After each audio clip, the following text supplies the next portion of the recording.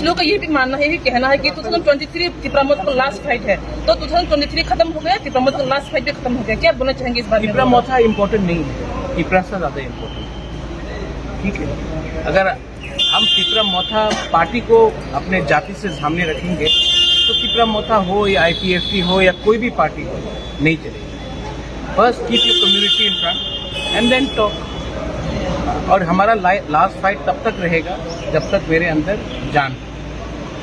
इतना जल्दी मैं हारने वाला नहीं हूँ। महाराज वो बोला था, वो जो TSP का कैंडिडेट हुआ था वो इसका रिजल्ट में, देखो अनएजुकेटेड लोग से ज्यादा डिबेट करने का दरकार नहीं है। आप हमारा ये बहुत अनएजुकेटेड बात है, इसमें आप लोग इम्पोर्टेंस मत दो।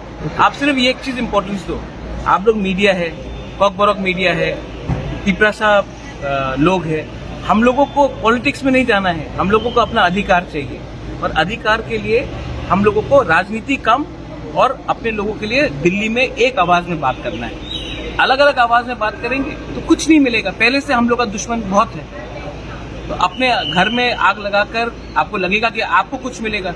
आपको इंडिविजुअली कुछ मिल सकता है, कम्युनिटी को क्या मिलेगा? ठीक है। Thank you.